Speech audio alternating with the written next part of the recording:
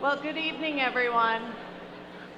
I'm Jen Farmer, CEO of the Friedreich Ataxia Research Alliance. Thank you all for being here this evening.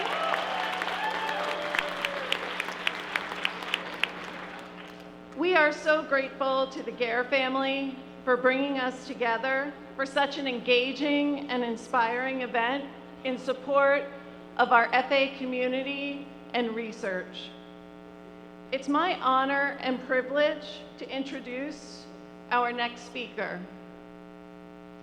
a man who's dedicated his life to service of our country, our FA community, and the broader rare disease community. Ron Bartek graduated from the U.S. Military Academy at West Point. Then as an Army officer, served as company commander in Korea and an infantry and military intelligence officer in Vietnam. He served for 20 years in the federal executive and legislative branches in defense, foreign policy, and intelligence, including the House Armed Services Committee, the State Department, the delegation to the Intermediate Range Nuclear Forces Treaty talks in Geneva, and the CIA. You might want to buy him a drink later and have him share some stories.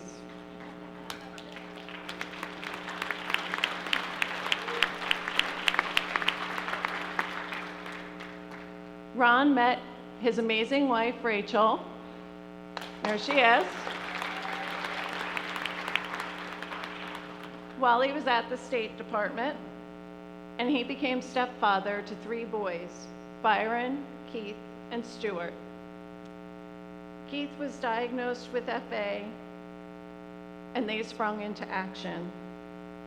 They co-founded FARA in 1998, and Ron has served as the organization's president since then.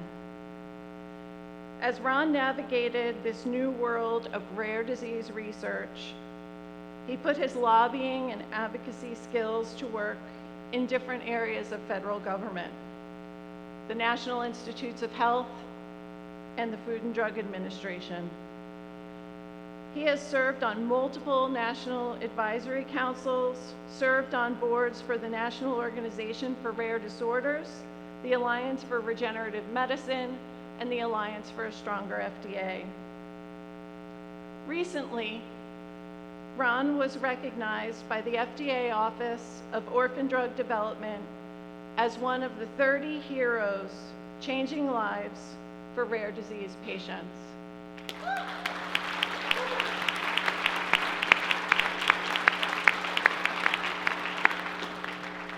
It is my greatest honor to introduce my dear friend, my mentor, our leader, my colleague, and best hugger.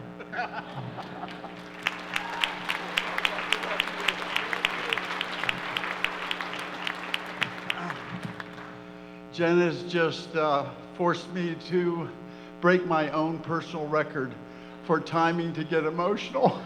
It's the first time I've gotten this emotional before I speak.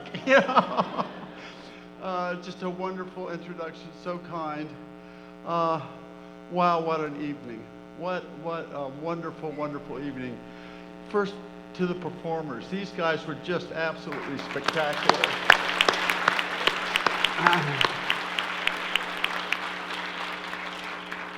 So inspiring that I considered the possibility of singing my presentation, and I knew there wouldn't be a person left in the room after the first couple of lines. So I've asked Thomas Gehr, and he's agreed.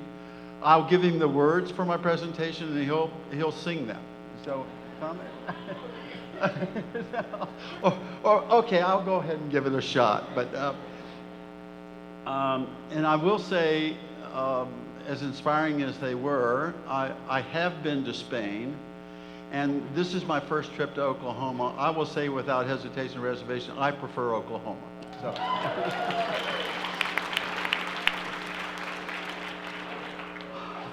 I want to thank, too, about the third or fourth person to thank all of our wonderful sponsors. It's just amazing the number of companies and individuals in this community that have sponsored this evening to make it so powerfully successful. So thank them all.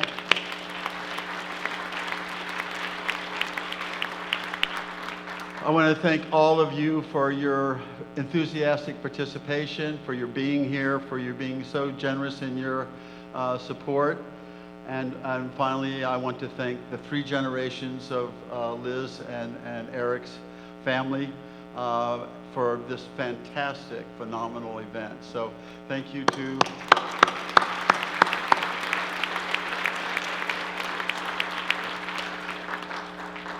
Liz and Eric and Michael and Thomas asked me to spend a few minutes telling you the FARA story. And Jen has told you a little bit about the personal part of the FARA story that I'll reiterate or expand upon just very briefly. That personal story began on the wonderful day in which I met this wonderful woman, Rachel. And could you stand and be recognized, darling?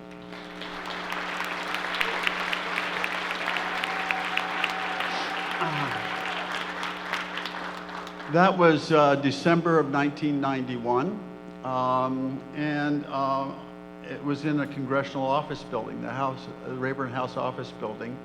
Our offices were across the hall from one another. I met her in the hallway. I found out that she had 3 sons that Jen was kind enough to identify. They were 2, 4, and 6 when I first met them. On January 1st, New Year's Day of 1994, they were 5, 7, and 9, dressed as cowboys to walk their mother down the aisle in our wedding. So,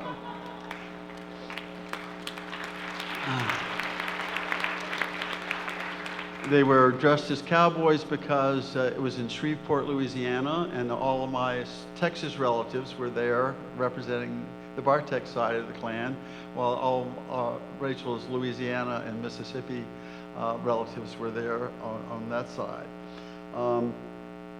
It was then 4 years later, in 1997, that our middle son, Keith, as Jen indicated, was first diagnosed with FA. So that put it almost 1 year to the day after Dr. Sanjay Bidichandani, as many of you heard today, and his wonderful team first identified the gene that causes, with the mutation that causes FA. So Keith was among the first that was actually able to have a genetic confirmation diagnosis. The night we got the diagnosis from the testing agency, we sat down at our old, this really dates it, sat down at our old Gateway computer. I don't think Gateway is in business anymore.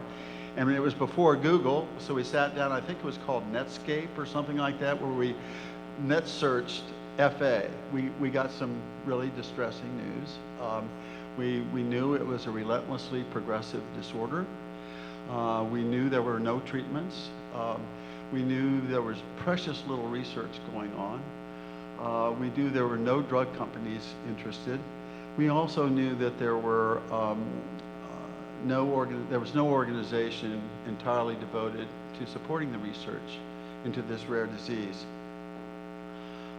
We knew that there was the Muscular Dystrophy Association that had our disease as one of about 42 disorders in their portfolio, and the National Ataxia Foundation had us as one of its 32 or 33 disorders. But neither organization was spending much money on research into FA. So we sat down with ourselves, and we just learned how to spell Friedreich ataxia. And we said, here we are living in Washington, D.C. We had met in congressional halls.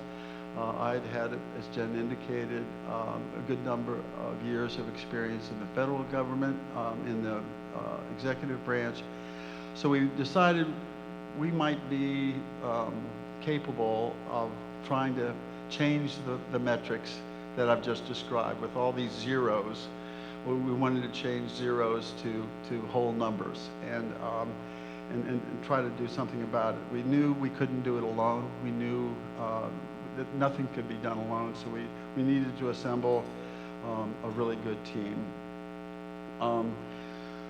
We have come a long way in that regard. We have changed a lot of those zeros, almost all of those zeros, to whole numbers. Rachel had a great idea this afternoon about how best to illustrate how far we've come in these years. You heard, if you were at the research symposium, you heard Michael Gehr ask Dave Lynch and Sanjay Vidichandani how they first got involved in FA research. And reluctantly, Dave answered the question that his close colleague and our dear friend Rob Wilson had come into his office one afternoon and said, "I've got a project I'm really keen on. I'd love to have you get involved and come on over and I'll explain." Well, Rachel and I were among the first to bring our sons up to Children's Hospital of Philadelphia to participate in that project. And the project involved getting the subject on a treadmill and having wired their legs to try to work out some muscle spectroscopy that could be an indication of the severity of the disease and the progression of the disease. So while so we took the boys into the treadmill, and we found the treadmill was sort of stuffed into this storage closet that had a lot of supplies. It was about the size of a broom closet, and there were Dave and Rob wiring them up and putting them on the treadmill. So that was like the first clinical trial in FA. And meanwhile, while Dave and Rob had our boys on the treadmill, we sat down in the external office with a genetic counselor, a wonderful woman who happened to have been Jen Farmer when she was working with Dave and Rob. So that's how I sat down with her and learned a lot about the genetics of FA, and she drew diagrams of the gene and how the gene is transcribed or read, and how the RNA is sent into the cytoplasm to collect DNA, or to collect the amino acids that form the protein. To this day, I use the same diagram. So it was a wonderful day, and that does illustrate how we got started. At the same time, we had begun to meet with other parents like ourselves. We identified 5 parents like ourselves. We identified 1 adult patient, and we identified 3 scientists that had been working on FA. They all 11 of them agreed to serve on the initial board of directors of this new organization that we were going to call the Friedreich's Ataxia Research Alliance. So we sat down, Rachel and I sat down at the table with our dear friends who had worked with the IRS. We wrote out articles of incorporation that we needed to establish our foundation, and we wrote out bylaws for the board of directors, and we submitted those to the appropriate authorities, and at the same time began working with the 3 scientists to prepare a grant application to the NIH, the National Institutes of Health, to fund the world's first international scientific conference. We got, in September of that year, which was 1998, we got the incorporation papers back from the District of Columbia. We took that incorporation paperwork and submitted it to the IRS to get recognized as a nonprofit organization that would be tax exempt, so that we could raise money. And we also, I drove the 1.5-inch thick application to the NIH, handed it in to the little lady in tennis shoes on the other side of the Dutch door, and 4 months later, we got the approval of that grant, which allowed us to fund the world's first international scientific conference on our disease. Right there at the NIH, we got to co-host it with the Neurological Institute at the NIH. And wow, we were able to collect 65 scientists from around the world to join the 15 scientists at the NIH. The common ground of those 80 scientists, but all but one could spell Friedreich's ataxia. And he was the only one that didn't eventually get a grant from us. So it really established the culture that we're enjoying tonight, the culture that brought us all together, all in, all together, all the time. And that characterizes this room. It characterizes all of our scientists worldwide. It characterizes the companies that are here tonight and that have joined our family. So it was that that culture of full collaboration that has been our hallmark all along. I'll never forget at the end of that first International Scientific Conference in 1999, these 80 scientists had been there for 2.5 days for this very rare disease. We thought there were maybe 5,000 or so American patients, maybe 15,000 worldwide. As the first scientist began to leave and to fly home, I stopped him in the hall and I said, wow, help me with this. We've got 80 scientists from around the world in that room for almost 3 days for this very rare disease. Why is that? He said, simple, Ron, we think we can get this one. And, you know, so that's what got...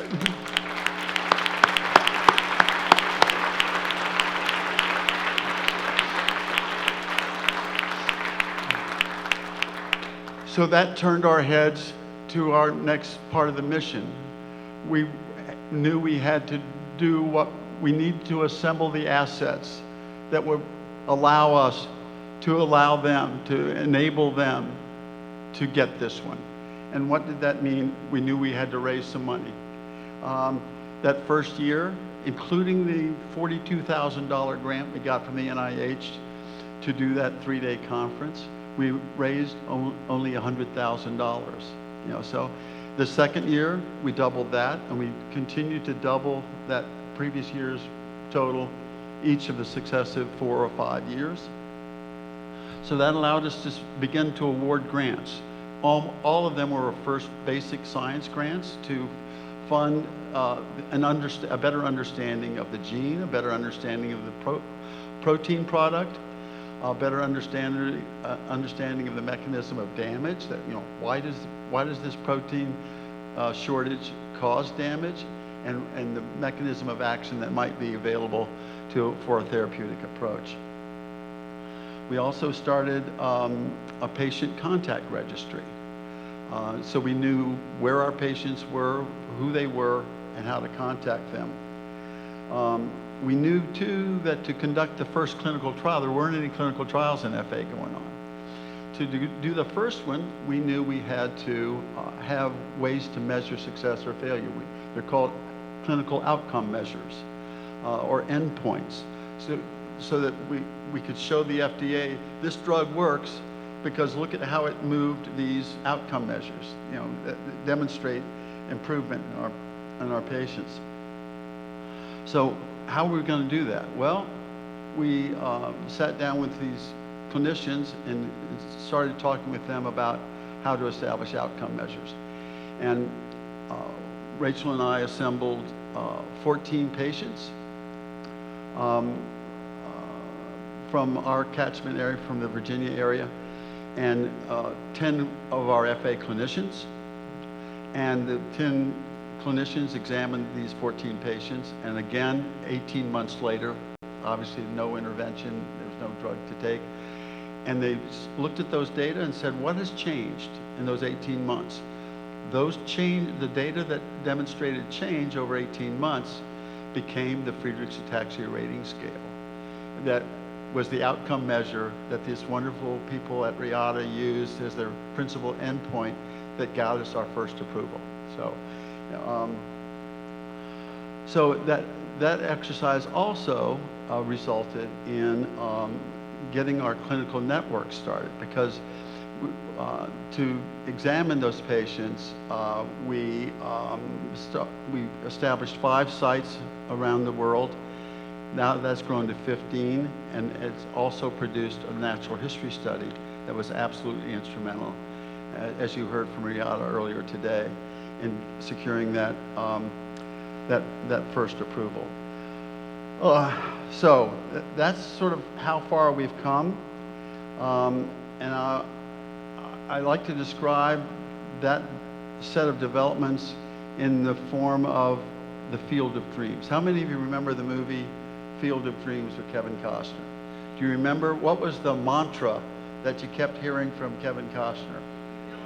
If you build it, they will come. That's what we've done. We have built it. You all together and we together have built it, and darn it, they have begun to come, and they are coming, and we're continuing to build, and they continue to come.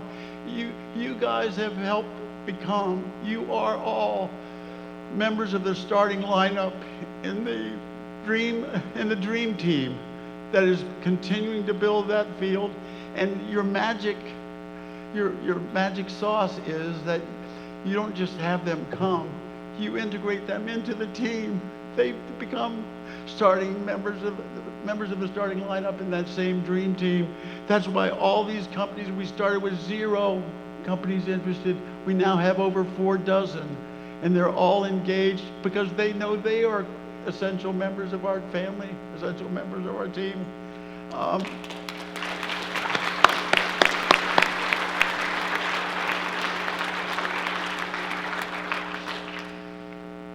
And so all that teamwork, all that wonderful, we've changed FA research into a family affair. And that's, everybody in this room knows that, everybody in this room feels that, everybody online knows and feels that.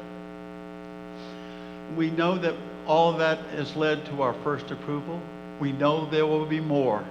And we know the more will include additional small molecules that will help Skyclaris in different parts of the function of the mitochondria in the cell. We know too that they will include therapeutic approaches like gene therapy and gene editing and protein replacement, all situations, all programs that are in clinical trial now. So there will be more, and the more will include all these. At the end, it will be what we call a cocktail therapy or a combined therapy. We'll fill that medical kit bag with as many options as individual physicians can prescribe to their patients because they're appropriate to those patients. None of that would be possible without your generous hearts. None of that would be possible. We wouldn't be anywhere without the support of people like you and your generous spirit. And so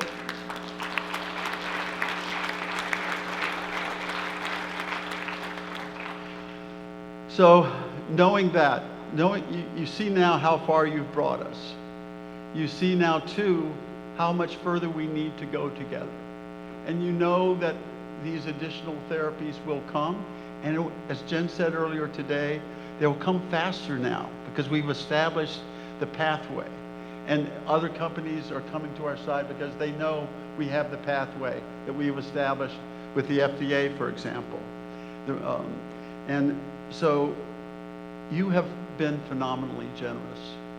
You heard from Michael that over the past few years, this group has raised over $1 million. And so thank you for that.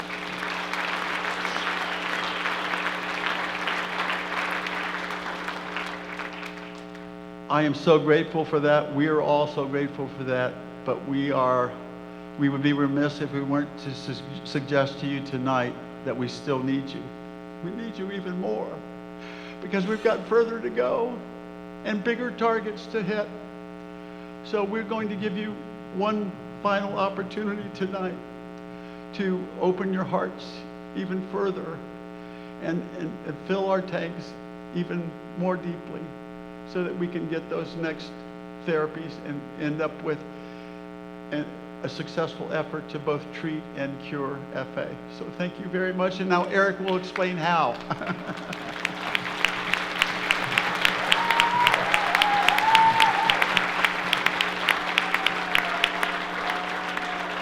So I wanted to say that there's nothing else to buy or nothing else to bid on over here, but there is still some wine at the wine pull. So please go ahead, and if you're interested in a bottle, please buy one. I don't want to. Liz and I aren't going to drink that all. So if you still have anything in your pockets, you can use the link that was texted to you earlier this evening about a half an hour ago. You can use that link. You can go to bid.curefasoirée.org, or you can use the now working code on your table. This is the one last opportunity. There's nothing else. We're not offering anything. We're not giving you a bottle of wine. We're not giving you any silent auction items. We're giving you hope for the future, and we'd encourage you this one last time. We have only a few numbers left, and then we'll get up and we'll let you announce our total. And so until that time, last few numbers, please give a little bit, and we'll announce the total very shortly. Thank you.